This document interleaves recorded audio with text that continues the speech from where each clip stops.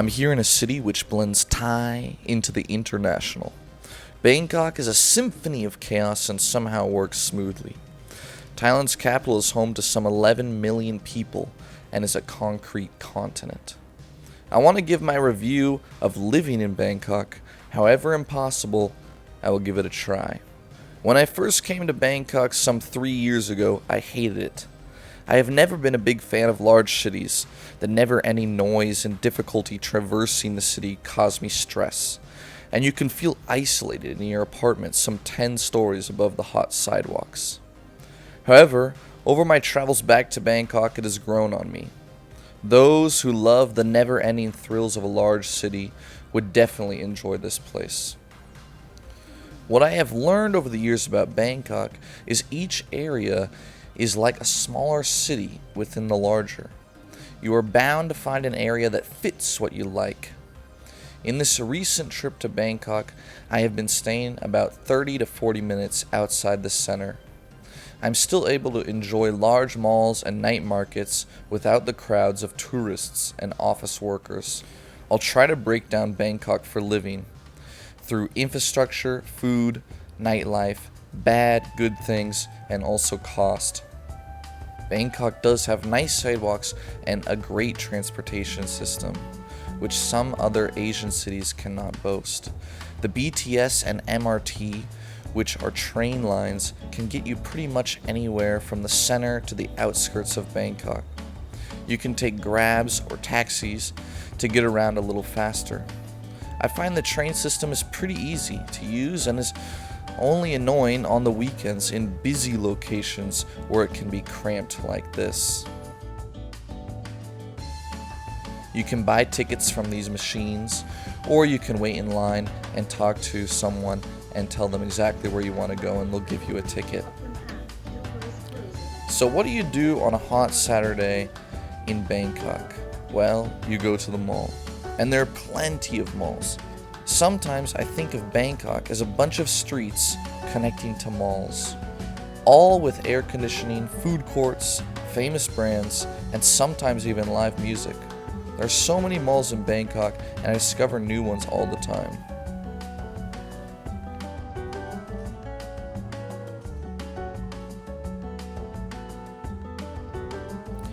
This is the most popular mall in Thailand in the center of Bangkok at Siam BTS.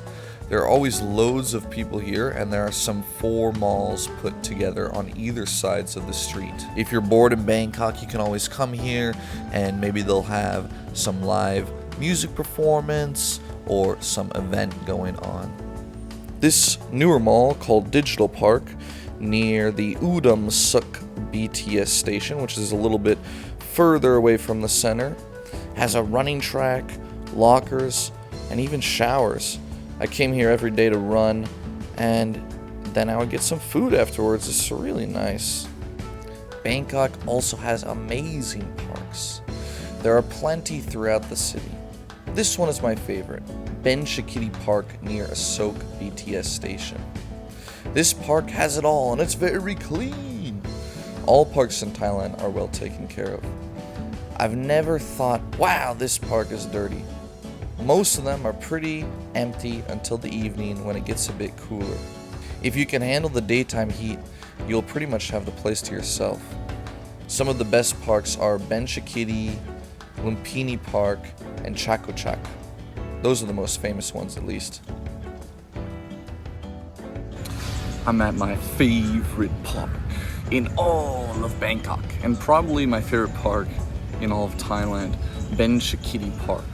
It's just near Asok, and man, the attention to detail at this park is crazy. There's all these workers sweeping up leaves, trimming bushes. You've got a beautiful lake, and you can run around it if you can handle the heat. They've got pull-up bars, nice greenery. Everything's clean, it's perfect for a picnic, for hanging out.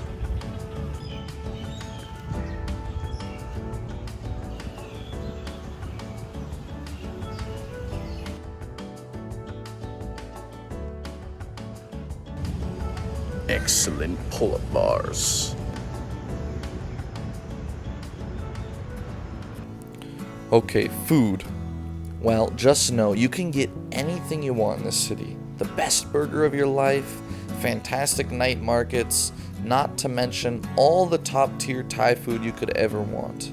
But I will focus on mall food courts and night markets since this is the majority of where I eat while I stay in Bangkok. I do that because it's the cheapest and the most convenient. Here is an example of a mall food court. As you can see, there's lots of options for different kinds of cuisines, Thai food, Western food, and you can also get a smoothie or maybe a dessert. And it's all pretty cheap. You just find a table, eat your food, and then a cleaner will come and pick up your dishes afterwards. The coffee in Thailand is fantastic, and there's loads of hip coffee shops everywhere in Bangkok. But I like this chain, Amazon, because it's cheap and always decent. Here's an example of a market in Thailand. This one goes during the daytime until night and is near the Udom Suk BTS station, which is about 30 minutes from the center. But there are so many. There's huge ones, more touristic ones, more local ones. This, I would say, is a more local one, but is small and convenient with different kinds of foods, maybe some sushi, maybe some Western food, and of course lots of Thai food and fruits. A totally great market. Chinatown is a great touristic destination. The red lights are beautiful at night, and there's plenty of street food options lining the street. Definitely worth a visit while you're here in Bangkok. You will never get bored with food here. One of the best resources I use while traveling around is the Michelin Guide app or website.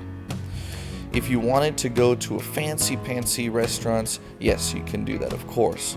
But they also have noteworthy street food and affordable restaurants which have been picked out as culinary destinations. Bangkok has many of those options, of course, as you can see here. So usually what I do is I open this app and save a few before going to a new city. The nightlife here is not unlike another large city. You can find anything you're looking for. If you're willing to stay up till 4 a.m. with young backpackers and Thai university students, then Koh San Road is a fun place for sure. I didn't go there on this most recent trip and rather went to more chill bars overlooking the city. Thai bars remain to be my favorite because they usually have live music and it's a nice place to relax and talk with friends. Here are two that I went to near where I was staying. Some bad things about Bangkok are the sheer size of it. If you want to do something, it takes about 40 minutes to get to that part of the city. That's why I think of Bangkok as many smaller cities placed inside a larger one. So let's say you want to go to the center of the city or some mall or some park. Well, you'll have to walk from your apartment or hotel to the BTS station, take it there, which may take 20 minutes, and then walk to your destination. All in all, that it's just like 40 minutes to get anywhere. The noise of traffic is never too far from your window, and if you're not near a park, you can feel quite isolated in your apartment by the surrounding concrete. For me, this kind of causes some stress if I'm not running every day to mitigate the pollution seeping into my lungs. And another downside to Bangkok is the price. I'll cover that next, but just know it's about double of the average Thai non-touristic city. The good things are there are so many interesting things going on all the time. And once you have some friends, you will always feel a sense of excitement from the city. You have access to all of Asia from the airports and all of Thailand from bus terminals.